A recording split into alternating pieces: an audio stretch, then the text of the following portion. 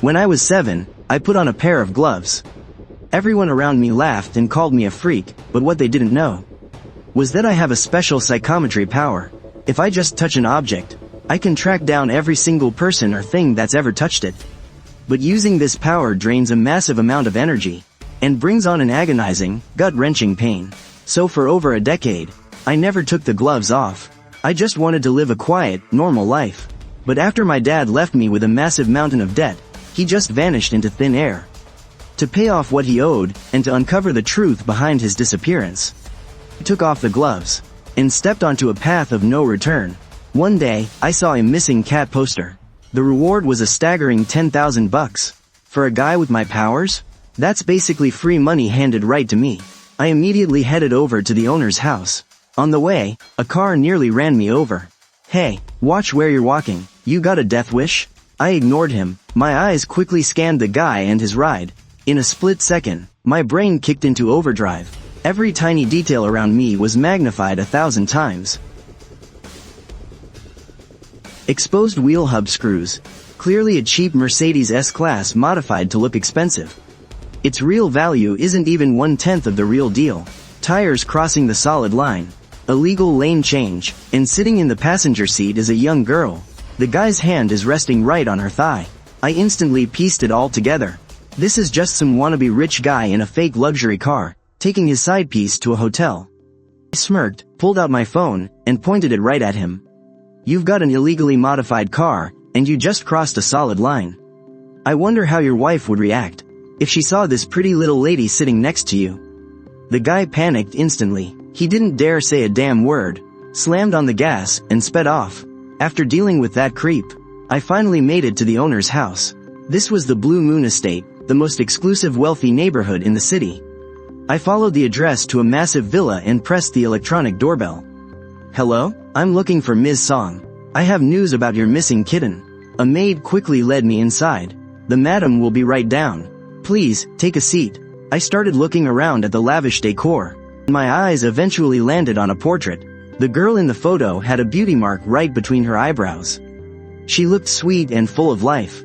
But my heart suddenly skipped a beat. Wait, isn't that the girl from the passenger seat just now? Why would a wealthy heiress be messing around with some creepy, middle-aged loser? That makes zero sense. Just then, the sharp clicking of high heels came from behind me. I turned around to see a gorgeous, elegant middle-aged woman rushing over. It was the owner, Ms. Song. "You have news about our dumpling?"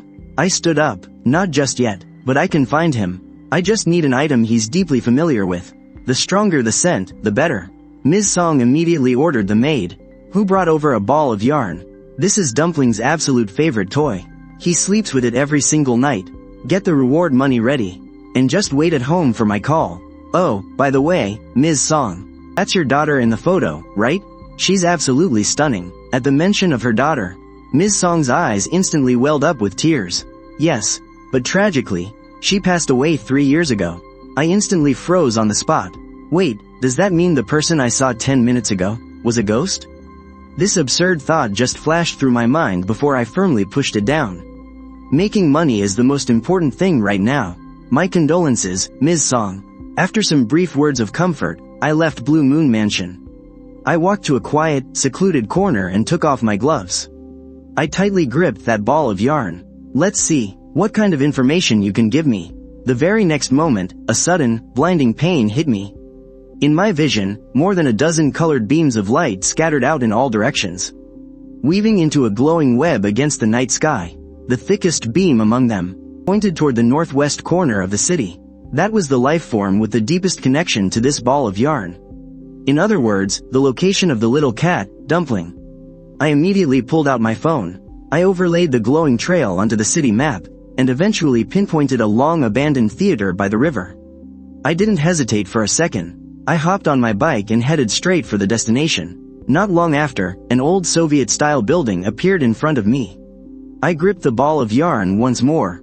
The beam of light stopped moving, pointing directly toward the stage inside the theater. I pushed open the heavy front doors, and the slow, haunting melody of a piano drifted over. I recognized this piece. It's Debussy's Clair de Lune. It was Debussy's Clair de Lune. It's so late. Why would there be piano music playing in an abandoned theater? Could it be a speaker left behind by some passerby? I quickly dismissed that idea. Every single note in that melody was brimming with life. There was no way a speaker could reproduce that. I held my breath and quietly crept up to a window, following the sound. But the sight inside made my pupils shrink. There was absolutely no one sitting at the piano. Only the black and white keys were jumping completely on their own. Just as I leaned in to get a closer look, the music abruptly stopped. I've always been a firm believer in materialism, and I've never bought into stories about ghosts and spirits. I figured that if there really was someone inside, they must have noticed the noise outside the window, and would come over to check right away. But I waited outside that window for 10 solid minutes, and there was still no movement at all. It was as if the piano music just now was nothing but my own hallucination. I can't wait any longer. I have to get that $10,000 reward. I vaulted through the window and slipped into the theater. As I walked toward the stage, I called out, "Hey little guy, where are you?" My voice echoed loudly through the vast, empty theater. Right at that moment, a Persian cat darted out from behind the thick curtains. Holding the ball of yarn, I slowly approached the kitty. It sniffed the familiar scent, and its tense little body gradually relaxed, letting out a soft, sweet meow. I took the chance to scoop it up into my arms, but as my palm supported its belly, something hard poked me. It was a butterfly-shaped hairpin. I didn't think too much of it, and just tucked both Dumpling and the hairpin into my backpack. Just as I was about to head back the way I came, a sudden chill ran down my spine. Out of the corner of my eye, I caught a glimpse of a girl in a white dress, sitting quietly in the corner of the audience. I whipped my head around, but there was absolutely nothing there. The side effects of this power are getting worse and worse. The agonizing pain is bad enough, but now I'm starting to hallucinate, too. I didn't stick around any longer. I practically sprinted out of the theater. Next up, collecting my $10,000 reward, I headed back to Blue Moon Mansion and handed both Dumpling and the hairpin over to Ms. Song. The very moment Ms. Song saw that hairpin, she instantly froze. "This belongs to my daughter, Yi Xinwen. Where exactly did you find it?" My mind was racing. This was absolutely no coincidence. I was dead certain the person I saw during the day wasn't a ghost. There was only one possibility. Yi Xinwen isn't dead at all. Does your daughter know how to play the piano? This morning, while I was looking for Dumpling, I think I saw her. Enough. My daughter died 3 years ago. I watched her body being pushed into the incinerator with my own eyes. What exactly are you trying to pull here? Stay out of our family's business. Take your money and leave right now. Ms. Song snapped, cutting me off completely. I understood how she felt, so I didn't try to argue. After following the maid to collect my 10,000 yuan reward, I got ready to leave. Before heading out the door, I handed Ms. Song a slip of paper. It had my name and phone number on it. I know you don't believe me, but if you ever want to find Yi Xinwen, give me a call. By the time I got back to campus, it was already pitch dark. The security guard on the night shift was a guy in his 30s or 40s. He was wearing a military-grade Omega watch, and for some reason, he gave off a really strange vibe that I just couldn't put my finger on. But honestly, I was dead on my feet, and I didn't have the energy to go digging into someone else's secrets. Once I got back to my dorm, I crashed the second my head hit the pillow. When I finally woke up, it was already the afternoon of the next day. After freshening up a bit, I headed over to the outdoor workout area behind the track. My abilities had drained me completely. I really needed to build up my physical stamina. Just as I was reaching up to grab the pull-up bar, a basketball suddenly came flying out of nowhere and slammed hard right into my shoulder. I spun around, only to see my absolute worst enemy, Chen Jinghao, standing a few feet away. "Hey, glove freak, toss the ball back," he yelled. I bent down and picked up the basketball, eyeing the hoop. It had to be at least 30 meters away. Calculating the perfect trajectory in my head, I adjusted my release angle and wrist strength. With a flick of my arm, the basketball traced a flawless arc through the air. Swish, nothing but net. The entire court went dead silent in an instant. The smug grin on Chen Jinggao's face totally froze. He marched over, ready to throw a punch, but his buddies quickly held him back. Still, he wasn't about to let it go, and started screaming in my face. Less than 3 minutes later, he was completely red in the face, storming off furiously as everyone stared at him. Early the next morning, I was violently jolted awake by my roommate yelling, "Get up, man, something terrible happened to Chen Jinghao, and you just got into a massive fight with him yesterday." The cops are here to take you in for questioning. Wait, what? I groggily forced my eyes open, but before I could even process what was happening, I was already being hauled off by the police for interrogation. How old are you? Are you a local? Hearing their questions, I kept my face totally deadpan. Look, let's stop beating around the bush, I said. I'll talk, and you listen. If you still have any questions after I'm done, then you can ask me. First of all, about the money. That cash you found in my bag? I earned every single penny of it legally. It was a reward from Ms. Song over at Blue Moon Mansion. I helped her find her missing cat. You can literally call her right now and check. Secondly, about the gloves. I have a skin condition, and I've been wearing them since elementary school. Literally the entire campus knows about this. And finally, regarding my beef with Chen Jinghao. Yesterday, on the track field, Chen Jinghao and I did have an argument, but it was just some harmless bickering between classmates. We never got physical, and right after that, I went straight back to my dorm. The campus security cameras can back me up on that. And lastly, let's talk about my supposed motive. I actually won that argument yesterday. So, do you really think winner would feel the need to use the absolute dumbest method imaginable? To take revenge on someone they already beat? As soon as I finished speaking, the officer froze for a second. That's because I had just covered angles that he hadn't even thought of himself. But, being a seasoned veteran, he quickly composed his face after just 2 seconds. We never once said Chen Jinghao was murdered. We are simply looking into the reasons behind his suicide. Why are you in such a rush to prove your innocence? Chen Jinghao jumps off a building, and the very next second, you guys storm right into my dorm room. If this was just a typical suicide case, would you really go through all this trouble over a student who merely had a yelling match with the guy? So, there are only 2 possibilities here. Either there were signs of a struggle at the scene of the fall, or Chen Jinghao's body had injuries that don't match a typical fall. But no matter which one it is, they both point to the exact same conclusion, and that is, Chen Jinghao did not kill himself. The officer let out a dry cough, quickly looking for a way to save face. You've got some sharp observation skills. I suppose we wrongfully suspected you, but in your opinion, who is the prime suspect? I slowly opened my mouth. You guys must be wondering why our little spat didn't escalate. The truth is, he was actually about to throw hands yesterday. But one of his buddies held him back tight. Knowing Chen Jinghao's explosive temper, there is no way he could just swallow that kind of insult. That classmate who stopped him? He 100% knows something. I highly suggest you go question him. The officer stood up from his seat. This lead you provided is incredibly valuable. Let's exchange phone numbers. If any new evidence pops up later, we can keep each other in the loop. I pulled out my phone. Li Nian said, let me just write it down. My phone is almost dead, and I'm afraid it'll shut off if I try to call you. After saving his number, I turned around and headed to class. But I was in no mood to listen to the lecture. So I just slumped on my desk, brainstorming my next big money-making scheme. Just then, my desk mate Zhou Xiaoming gently patted my arm. I looked up. Han Jing, I know for a fact that you didn't kill Chen Jinghao. Why are you so sure? Hearing this, Zhou Xiaoming handed me her phone. Take a look at this news article. Chen Jinghao wasn't the only one who jumped off a building. A wealthy boss named Zhao Jinbao jumped too. And he died the exact same way as Chen Jinghao. What's crazy is that he's our city's famous tofu king, worth billions.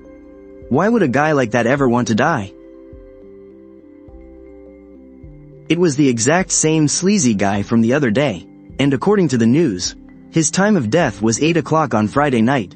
Suddenly, all these different timelines started piecing themselves together in my head.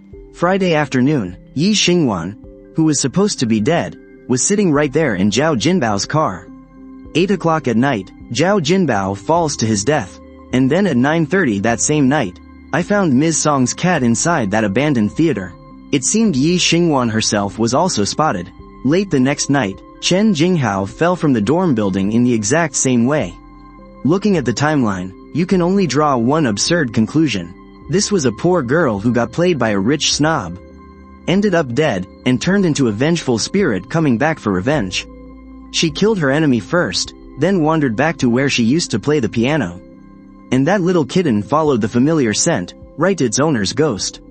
What a tragically beautiful ghost story. But whether Yi Xingwan is human or a ghost, she definitely showed up. Madame Song has deep pockets. And if she changes her mind and wants to track down Yi Xingwan. Thinking about this, I could practically hear the sound of cash hitting my bank account. My homeroom teacher called me out, saying someone was looking for me. I knew this was the gold mine delivering itself right to my door. Sure enough, in the reception room, Madame Song and her husband, Yi Boyuan, were sitting on the couch. Seeing me walk in, Yi Boyuan stood up. My wife tells me you saw someone who looks exactly like our daughter. How confident are you that you can find her? I shook my head. I can't make any promises. But, why would someone who's been dead for 3 years suddenly show up? And deliberately hide from you? As for the reasons why, I think you two know better than I do. If you're willing to tell me, it might help us find her. Hearing this, Madame Song's eyes instantly welled up with tears. It's all my fault. Ever since she was little, Yi Xingwan always liked boys' things. 3 years ago, she insisted on applying to a sports academy, but I secretly changed her application and arranged a music school abroad for her instead. We had a massive blowout over it. In the heat of the moment, I lost control and slapped her across the face. After that day, she never came back. By now, Madame Song was sobbing uncontrollably. Seeing this, Yi Boyuan took over the conversation. 1 week later, the cops told us that Yi Xingwan jumped off the roof of Dreamland KTV. We identified her body ourselves, and then sent her to the crematorium. But then last night, my wife noticed that someone had rummaged through Yi Xingwan's room. At first, she thought she was just imagining things. But later, she looked down from the window, and saw a girl in a white dress standing in the garden. From the back, she looked exactly like Yi Xingwan. But she vanished in a flash. I smirked.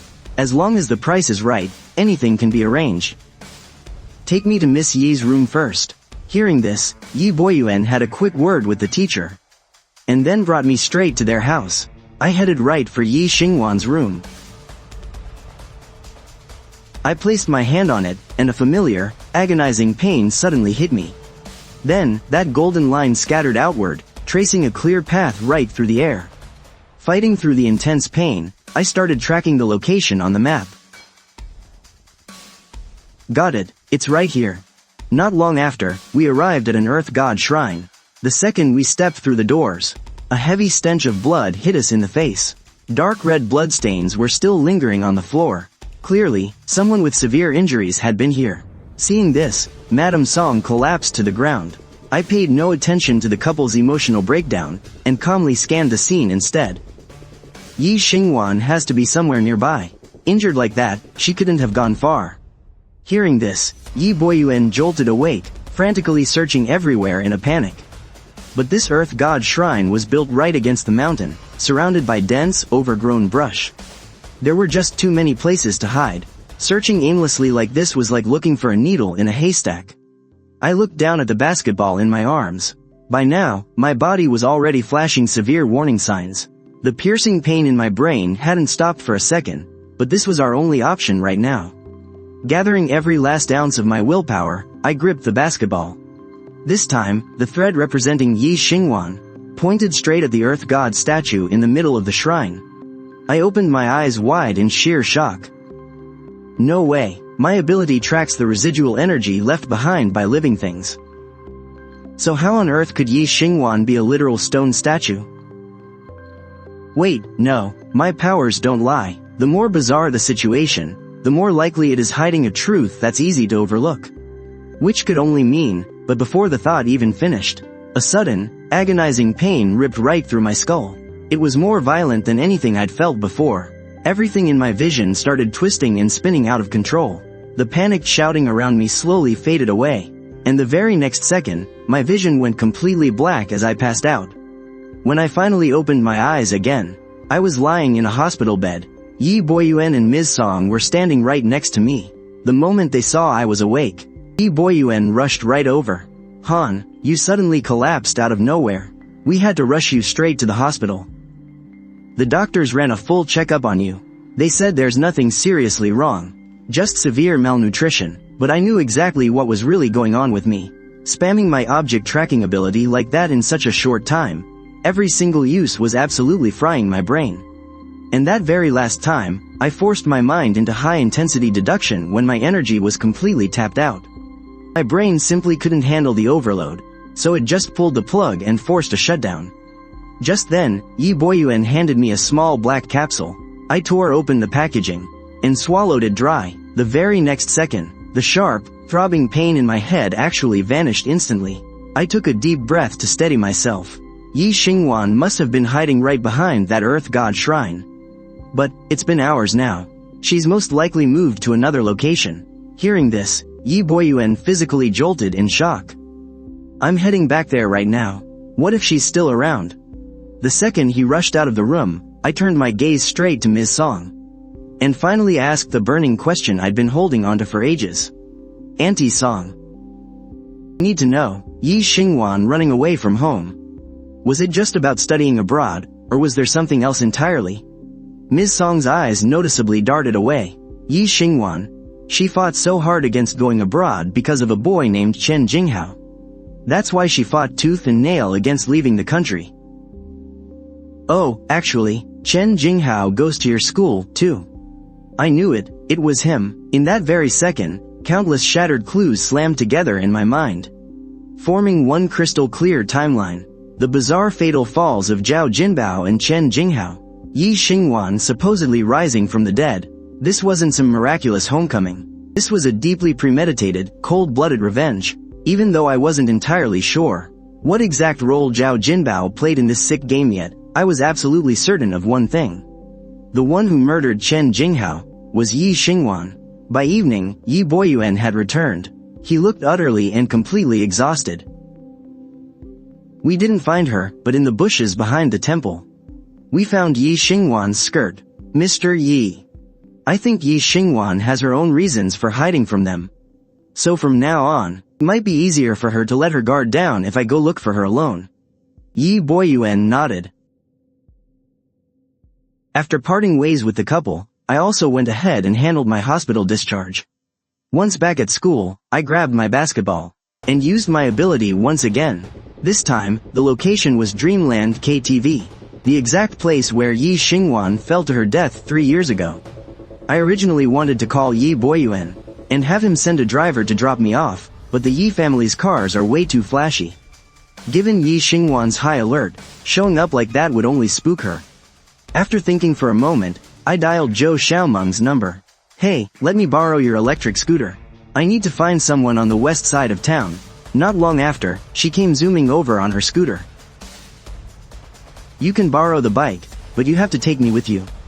Otherwise, no deal. Left with no other choice. We had to go together. Just as we reached the school gate, we were stopped by Mr. Liu, the security guard. I kept a completely straight face. Where are you kids going off to this late? Our homeroom teacher gave us a pass. Oh, by the way, Mr. Liu. Have you been on duty this whole time? I haven't seen you for a few days. I honestly thought they replaced you. You must be seeing things, kid. It's just us two old guys taking shifts at the school. Nobody got replaced. Saying that, he pressed the button to open the gate. I didn't push it any further. But my mind was racing with suspicion. That military-grade Omega watch from the other night. I absolutely wasn't seeing things. 15 minutes later, we arrived at Dreamland KTV. I took off my gloves and placed my hand on the basketball in my bag. A beam of light pierced through the main entrance of the building and finally stopped at the basement level. I looked over at Zhou Xiaomeng. You stay here and guard the door. I'll go inside and take a look.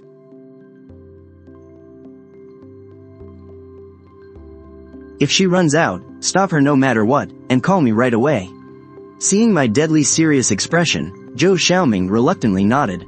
After making my way down to the basement, I quickly spotted Yi Xingwan hiding in a dark corner. I walked straight toward her. You're Yi Xingwan, right? I'm here to help you. Hearing this, Yi Xingwan darted toward the exit at lightning speed. At the exact same moment, Zhou Xiaomeng's call came through. I see the girl you mentioned. She's running so fast. Is she rushing to a funeral or what? Got it. I'm heading your way right now. Get ready to move. I sprinted to the door and leapt onto Zhou Xiaomeng's scooter. Thanks to her crazy driving skills, we quickly caught up to Yi Xingwan.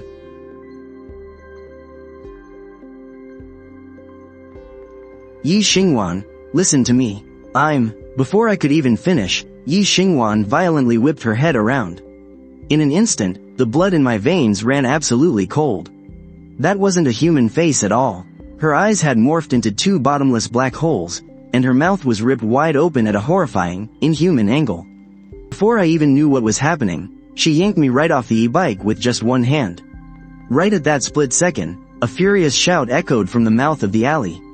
Let her go. Zhou Xiaomeng charged in with a brutal shoulder tackle, slamming straight into Yi Xingwan. But then, something absolutely terrifying happened. Even though Xiaomeng weighs over 200 pounds, she got hoisted up by the collar with just one hand, too. I gritted my teeth and used every last ounce of my strength to pull out the basketball. The second she saw it, Yi Xingwan froze. Her grip instantly loosened. Xiaomeng and I both crashed hard onto the concrete.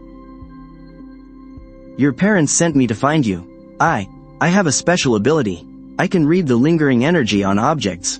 It lets me track down the person who handled them the most. Your mom gave me this basketball. That's exactly how I managed to find you. Why are you helping them? For the money. The payout your dad promised was just too good to turn down. Yi Xingwan's eyes flickered for a second. Playing the greedy bounty hunter definitely lowered her guard. After a moment of dead silence, she picked up the basketball. I can help you earn that money. But on one condition, you have to use your powers to help me track someone down. My brain instantly went into overdrive. An invisible scale tipped in my mind. On one side, was tying myself to this highly dangerous, completely unpredictable monster, knowing she could silence me at any second. But on the flip side, was a payday I absolutely could not refuse. Plus, this was my one and only shot to dive right into the belly of the beast and uncover the truth. I also made sure she knew exactly what my powers could and couldn't do. She vanished, leaving Xiaomeng and me just standing there, completely stunned. When she finally came back, she was holding a black plastic bag. Inside was a luxury Swiss watch, 5 stacks of cash, a hard drive, and some incredibly thick account books. I didn't hesitate. I ripped off my glove and pressed my bare hand against the watch. A blinding pain suddenly ripped through my skull as countless beams of light scattered in every direction. One golden thread, thicker than the rest, shot straight toward the northwest. I quickly locked onto the direction. Right then, a crazy idea popped into my head. What if I linked all these items together? Would their energy trails stack up and give me a perfectly exact location? Boom. The pain this time was absolutely agonizing, way worse than before. A blinding white light almost completely wiped out my consciousness. I clenched my jaw and fought through the sheer chaos with everything I had. Just as I hoped, the golden trails that had scattered everywhere started snapping together, all pointing northwest. They braided into one blinding line, locking onto a single, perfectly precise coordinate. I whipped out my phone and punched it into the map. A second later, I looked up at Yi Xingwan. It's the Yujing Manor. The fire in her eyes turned to absolute ice. Whoosh! She blasted out of the alley so fast the air literally ripped around her. Xiaomeng and I gunned the e-bike and chased right after her. It didn't take long to reach Yujing Manor. The place was a massive, sprawling private estate. But the main gates, they were completely mangled into twisted scrap metal. They were crumpled in a heap on the ground, and the security guards at the entrance were dead, lying in a pool of blood. Their chests had been blown wide open with terrifying, gaping holes. I reached into my bag, pulled out the basketball, and started tracking her again. That familiar, sharp pain pierced through my brain once again. Soon after, we found Yi Xingwan collapsed on the floor inside a hidden mezzanine. She had been shot in the stomach, her black tracksuit completely soaked in blood. Her voice was incredibly weak. He got away. Help me, just one more time. Find where he is. I'm running out of time. As she said this, Yi Xingwan slowly pulled up her tracksuit. Her stomach looked like a piece of rotten wood, dried out for 1,000 years. It was withered and yellow. Just beneath the skin, countless tiny black shadows were wriggling around, looking like they were about to chew right through her thin flesh and burst out at any second. Right then, I finally understood where Yi Xingwan's reckless, terrifying madness came from. This was a race against death. She was determined to drag all her enemies down to hell before she was completely devoured. From talking with her, I learned that 3 years ago, Yi Xingwan was tricked into coming here by Chen Jinghao. Jin Xiao, the boss of Dreamland KTV, had people secretly film her, using the video to blackmail her into sleeping with rich men. The very first one was Zhao Jinbao. Now that both Chen Jinghao and Zhao Jinbao had been dealt with, the only one left alive was the mastermind himself, Jin Xiao. I slowly walked toward the other rooms. You could honestly call this place a real-life prison. One girl had her hair chopped off into a ragged mess. She was repeatedly banging her head against the wall, making these dull, heavy thuds. Inside every single room, there was a girl locked away, her life completely destroyed. Each one was in a more horrific state than the last. I used to think these demonic acts only existed in movies, but now, it was really happening right in front of me.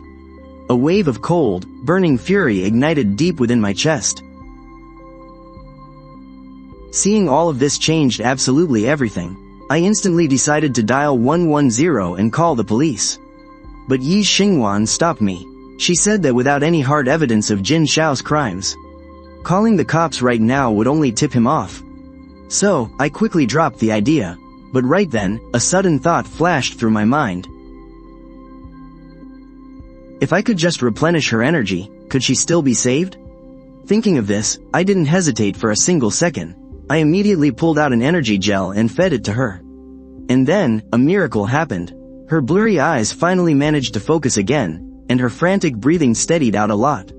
This energy gel really was good stuff. Right after, I reached into my backpack and pulled out that pile of Jin Xiao's belongings that Yi Xingwan gave me earlier. I pulled off my gloves and shoved my bare hands straight into the pile of junk. Instantly, a beam of light pointed toward the very top of the building. I didn't bring Zhou Xiaoming along this time. Instead, I told her to find some bushes and hide. It didn't take long for us to reach the 5th floor. Both sides of the hallway were lined with tightly shut doors. They were carved with all sorts of dark, weird symbols. I quickly realized that this place was Jin Xiao's main lair. I activated my object tracking ability once again, and locked onto a location at the very end of the hallway, the last room. However, the room was completely empty. It was as if Jin Xiao had just vanished right into thin air. Just then, Zhou Xiaoming called me. Jin Xiao's backup had arrived. That meant Jin Xiao himself definitely had to still be somewhere nearby. I quickly remembered how Yi Xingwan had hidden behind that Buddha statue earlier. I turned to her and said, "There's a hidden door in this room. It's right on the wall." Hearing this, Yi Xingwan took a deep breath and violently smashed into that wall with a landscape painting on it. With a loud boom, the wall cracked open. Yi Xingwan didn't even hesitate and charged right in. At the same time, hurried, heavy footsteps echoed from the hallway outside. My escape route was totally blocked. Ahead was an unknown battlefield. All I could do now was lay low and stay alive. I quickly scanned the room, and finally dove straight into a filing cabinet. The very second I pulled the cabinet doors shut, 3 huge guys in tight black t-shirts stepped into the room. They didn't make a single sound. They just communicated rapidly with hand signals.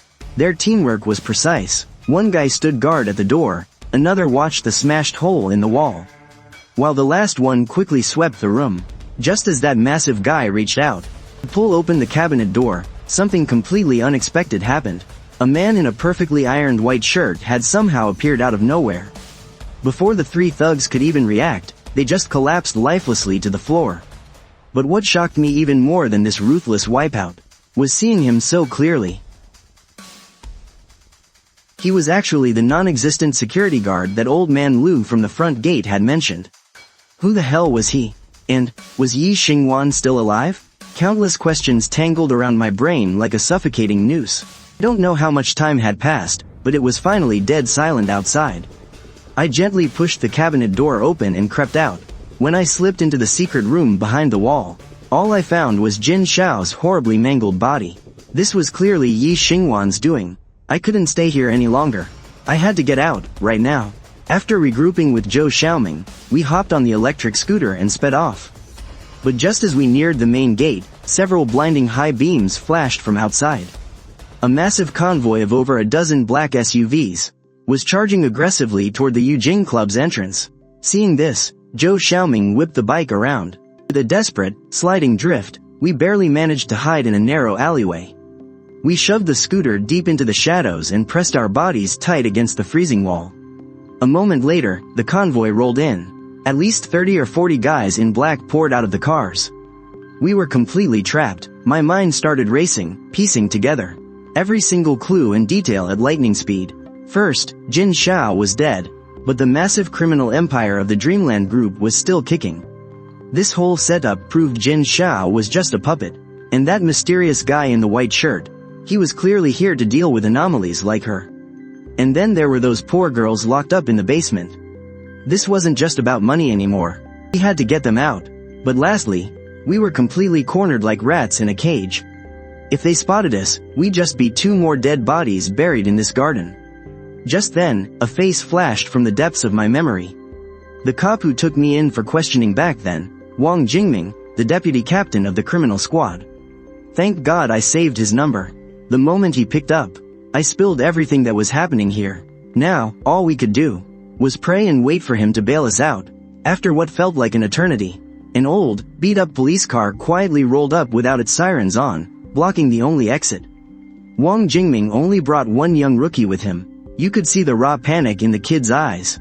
Suddenly, a guy in a flashy floral shirt strolled over, a sick little smirk on his face.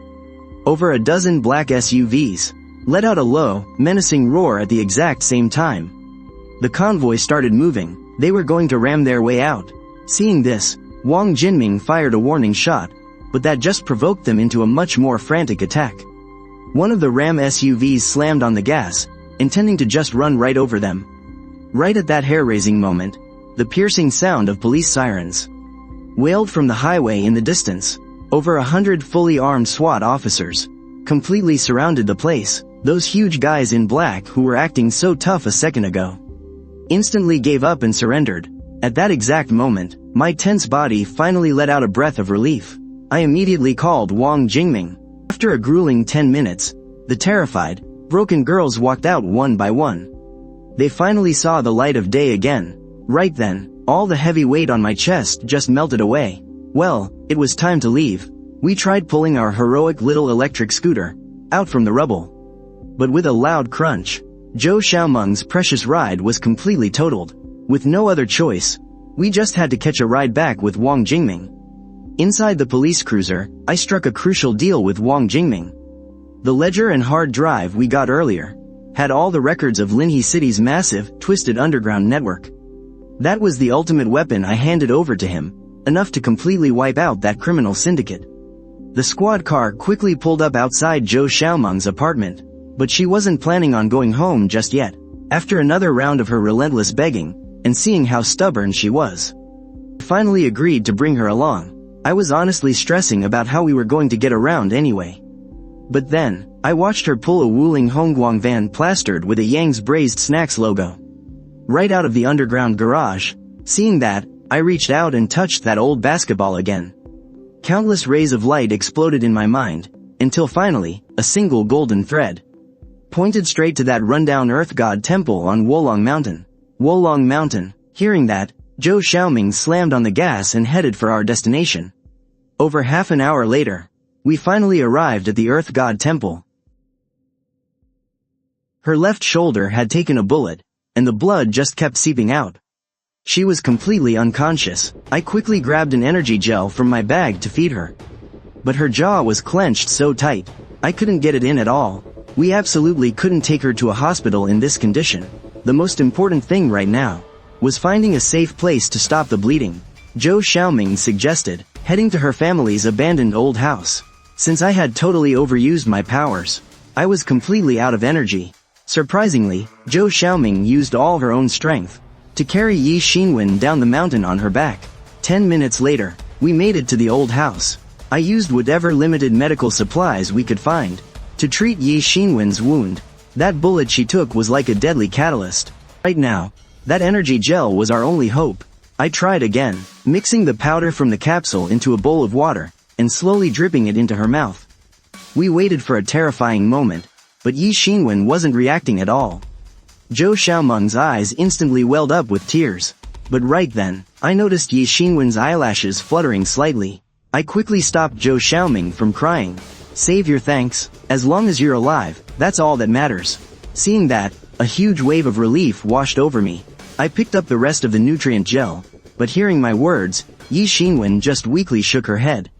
Hearing the word devoured, Zhou Xiaomeng's smile instantly froze on her face. I instantly thought back to that time in the basement, when Yi Xinwen lifted her shirt, revealing that squirming shadow on her stomach.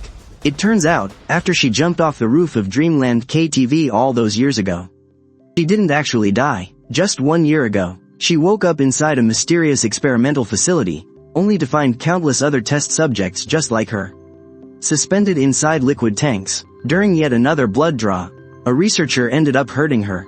Fueled by absolute rage, she transformed into a monster. She only managed to escape by pure chance, but because she was running blindly for her life in a complete panic. She had absolutely no memory of where that place actually was. However, she did recall a specific emblem on the researchers' uniforms. It was a jagged, incomplete semicircle. The entire design gave off a shattered, yet unsettlingly eerie sense of order. As for that mysterious guy in the white shirt, he's known as a cleaner. His one and only job is to hunt down and dispose of escaped defective products just like them. Right after she escaped, Yi Xinwen actually went back to her house once. But right now, her home is the most dangerous place on earth, because the cleaner is staking it out day and night, just waiting for her to show up. After hearing about everything she had suffered through, my heart just completely melted for her. That's when a crazy idea sparked in my head. I'm going to take Yi Xinwen back, so she can say one final goodbye to her parents. Do you want to see your mom and dad one last time? The moment she heard me ask that, Yi Xinwen's eyes instantly lit up with hope. Here's how my plan was going to work. I'll be the one to lure the cleaner away from the neighborhood. Zhou Xiaomeng, you take Yi Xinwen to buy some nice, decent clothes. Yi Xinwen, don't worry, I'll get everything perfectly set up for your reunion. With that, I turned on my heel and walked straight out the door. Half an hour later, I arrived at the Blue Moon Estate, ducking into the heavy shadows of a massive tree to scope out the area. Staring off into the distance at the security booth, I spotted a middle-aged man sitting rigidly inside. My heart completely skipped a beat. It was him, that mysterious guy in the white shirt. I needed a totally bulletproof excuse to walk right through those gates. I quickly pulled out my phone. That's when a certain post, a job listing posted on the local community forum, completely caught my eye. Hiring, high school science tutor, $200 an hour. I took a deep breath, and putting on the eager face of a broke student desperate for a high-paying gig, I marched straight up to the main gate. The woman on the phone heard I was there for the interview, and she buzzed me in through the side door. Of course, considering my background from Linhee Vocational High School, my resume fell way short of what the employer wanted.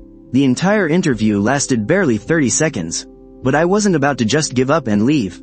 Instead, I took a seat inside a courtyard pavilion, pretending to scroll aimlessly on my phone. From this exact spot, I had a dead-on view of the side of the security booth. I sat right there and watched him like a hawk for a solid hour. I realized he's a hitman who operates totally alone. Taking down a lone wolf like him doesn't require some elaborate trap. Once the plan clicked into place in my head, I headed straight to the Linhao International Hotel and booked a table. The endless, high-stakes tension and running around had completely drained my body to its absolute limit. I whipped out an energy gel and forced it down. Feeling a little bit more alive, I made a couple of phone calls. First up, I gave Zhou Xiaomeng the exact meeting spot. Then, I dialed Wang Jingming and told him, Officer Wang, I've found the guy tied to the Chen Jinghao and Zhao Jinbao cases. He's posing as a security guard at the gate. The second he heard that, Wang Jingming mobilized his squad. And just like that, they effortlessly nabbed the guy who, in under 3 seconds, a cleaner who took out 3 professional hitmen. Things are definitely not that simple. No matter the reason, the moment the cleaner leaves, call me right away. I dialed Yi Boyuan's number. I've arranged for you to meet at the Linhao International Hotel. Half an hour later, an Audi pulled up to the entrance of the hotel.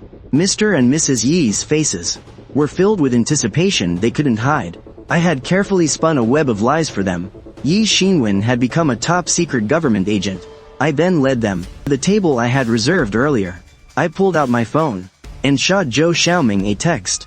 Yi Xinwen, wearing that pure white evening gown, walked quietly over to the piano. She played the Moonlight Sonata, dedicating it to her parents. The melody was absolutely beautiful, and everyone there was completely lost in it. But right at that moment, the buzzing of my phone snapped me back to reality. It was a call from Wang Jingming. The cleaner got away. A sudden wave of dread washed over me. Just then, the sharp click of leather shoes on the marble floor echoed from behind. Run! Hearing this, Yi Xinwen shot her head up. Those gentle eyes of hers instantly turned cold and sharp. The very next second, with a muffled thud, a suppressed gunshot rang out from the doorway. Yi Xinwen threw her entire body weight against the glass. She leapt out into the night amidst the moonlight and shattering glass.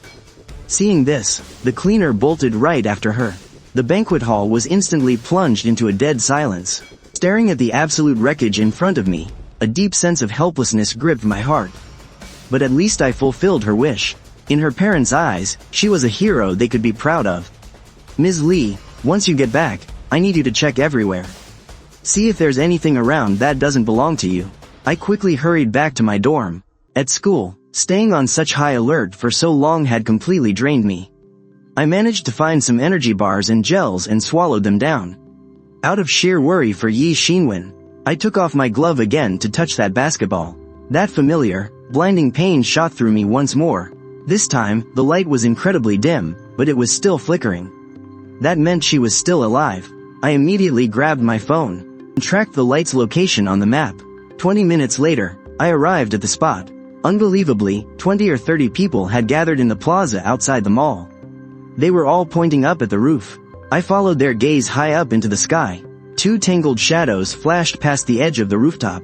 I immediately sprinted up to the top floor. But I didn't step out right away.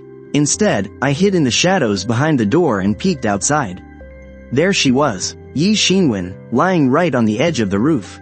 Beneath her was a massive pool of blood that had already turned thick and black. Less than 5 meters away stood that cleaner assassin. His security guard uniform was shredded to pieces.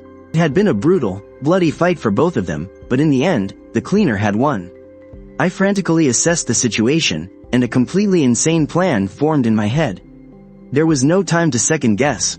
I moved as quietly as a ghost over to a shopping cart nearby, pouring every last ounce of strength into my arms and core. I shoved the cart, sending it hurtling viciously right into the cleaner. Badly wounded, he didn't stand a chance of dodging it. His whole body pitched backward. He tumbled over the railing, and just like that, plummeted straight off the edge of the roof. Everything went dead silent again, as if what just happened was nothing but an illusion. I immediately walked over and looked down. Down in the square, police lights were flashing. The scavenger had vanished into thin air. It quickly dawned on me that the scavenger, just like Yi Xinwen, probably wasn't a normal human being at all.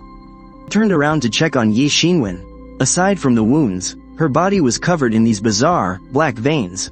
They looked like living creatures, slowly squirming beneath her skin, spreading upward at a visible rate. Seeing this, I quickly pulled out an energy gel and tried to force feed it to her. Just then, Yi Xinwen slowly opened her eyes. Don't waste your effort, thank you, I have no regrets. The moment she said that, the light in her eyes completely faded away. Almost at the exact same time, a bizarre scene unfolded. Yi Xinwen's body began to collapse. It was like a sand sculpture that had its core frame ripped out. Yi Xinwen completely dissolved right before my eyes, leaving behind only a blackened, torn shirt and a puddle of foul-smelling black sludge. Right in the center of that sludge, a tiny speck of golden light slowly floated up. My pupils instantly shrank, because inside my own body, there was a speck of the exact same thing. It was because of this very thing that my destiny was completely changed. Maybe what Yi Xinwen and the scavenger were fighting over wasn't each other's lives, but this speck of golden light. I immediately pulled off my glove. I slowly reached out and touched that floating golden light. The golden light gave a gentle flicker and then sank right into my fingertip, vanishing completely. The very next second, an indescribable, bone-piercing cold violently erupted from my finger, instantly freezing half of my body. My consciousness started to blur. Countless colorful streams of data flooded back in. They felt like they were going to completely blow my brain apart. Biting down on my lip, I forced myself to stay awake just long enough to crash into a police car downstairs before totally blacking out. When I opened my eyes again, I was lying in a hospital bed. Beside me were Zhou Xiaoming and Yi Boyuan. Seeing that I was awake, Zhou Xiaoming's face lit up with excitement. Yi Boyuan stepped forward and handed me an envelope. After saying his piece, he didn't stick around, turning on his heel and leaving the hospital room. I pulled the check out of the envelope. Right at that moment, Zhou Xiaoming suddenly let out a gasp, realizing I was holding that check with my bare hand.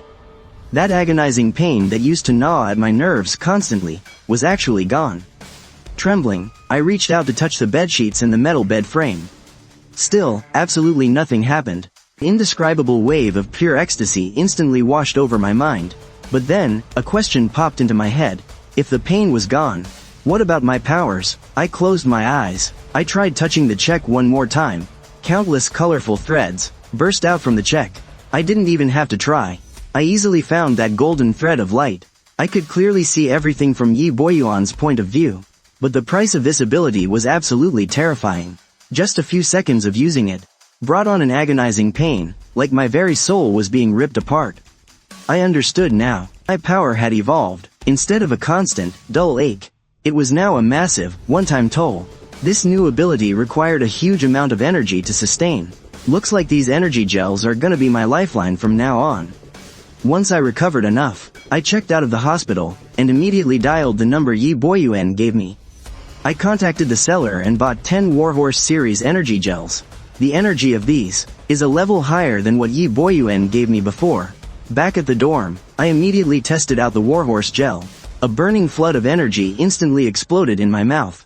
Within just a few minutes, my body was overwhelmed by an unprecedented sense of power, filling me completely. After that, I turned my attention to what I had brought from home earlier.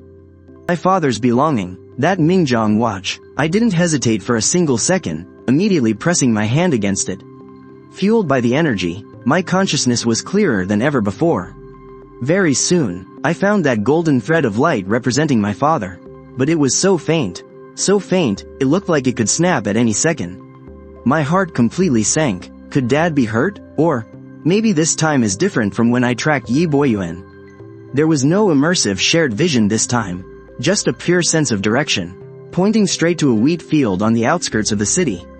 Just as I tried to sense more details, that familiar, agonizing pain struck me again. I immediately swallowed a second energy gel to push through it. With no time to think, I grabbed the rest of the energy gels and rushed toward that wheat field. Half an hour later, I arrived.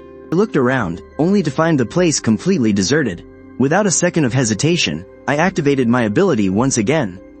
The thread of light literally stopped dead in midair. How is that even possible? Could it be some kind of technology I can't understand? Without overthinking it, I pulled a Warhorse gel from my backpack and swallowed it down without hesitation. That scorching energy surged through my whole body once again. I gripped the watch tight, pushing my mental strength to an absolute, unprecedented limit. This time, I saw it much more clearly. The end of that golden thread was definitely hovering in midair, and it was moving, but I couldn't see anything at all. I used every ounce of my strength to scream out, but I still can't see anything. Dad, is that you? The very next second, a miracle happened. That golden thread, which had been slowly moving all along, actually paused. I reached out, desperately trying to grab into the emptiness, but it started moving again, as if that pause just now was nothing but a pure illusion. Right at that moment, a soul-tearing agony swept through my entire body. My vision instantly went pitch black, and I fell straight backward. This time, it wasn't just the weakness of drained energy. It was the absolute exhaustion of having my life force violently ripped away. But I can't die yet. My survival instinct drove me to blindly reach into my backpack. I forced down 2 energy gels. The scorching energy and the brutal pain clashed violently inside my body. I have no idea how long it took, but that severe pain finally began to slowly fade away. I lay there on the ground, gasping heavily for fresh air. Once I recovered a little, I closed my eyes and thought quietly, arriving at this conclusion. First, my object tracking has never been wrong. My dad isn't a ghost. He must be trapped in some sort of extra-dimensional space. And that place is a secret only Genesis International Tech Group knows. Second, the secret of the Firefly energy inside me, along with my object tracking ability, must be kept strictly hidden. Third, when facing deadly threats like the cleaners, I absolutely must have the ability to protect myself. Fourth, I need a fake identity to get into Chuangji Tech. I even have to make them invite me in themselves. After some analysis,